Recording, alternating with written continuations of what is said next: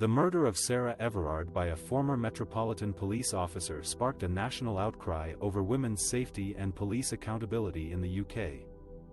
Her disappearance and death triggered vigils, protests, and campaigns for legal and social reforms to end violence against women and girls. Sarah Everard was a 33-year-old marketing executive who went missing while walking home from a friend's house in Clapham, South London, on March 3, 2021. A week later, her body was found in Woodland in Kent.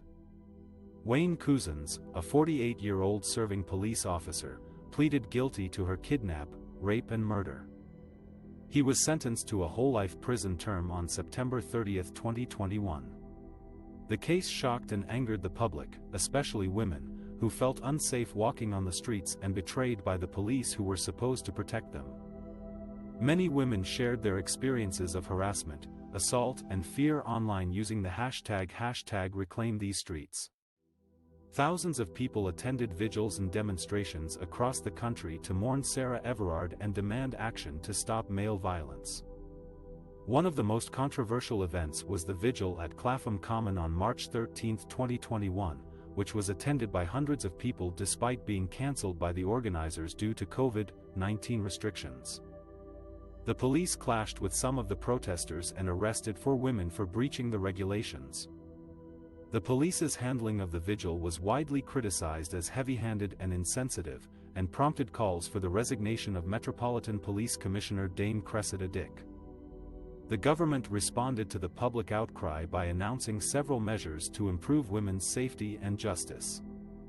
These included doubling the funding for street lighting and CCTV cameras, creating a new offense of street harassment, expanding the use of covert human intelligence sources to infiltrate predatory gangs, reviewing the management of sex offenders, and launching a new strategy to tackle violence against women and girls. However, many campaigners and experts argued that these measures were not enough or even counterproductive. They pointed out that most violence against women happens in private spaces, not public ones, and that more surveillance and policing could infringe on civil liberties and disproportionately affect marginalized groups. They also criticized the government for failing to address the root causes of male violence, such as misogyny, sexism and inequality, and for not providing adequate funding and support for frontline services such as rape crisis centers, domestic abuse shelters and helplines. The Sarah Everard case has been described as a watershed moment for women's rights and safety in the UK.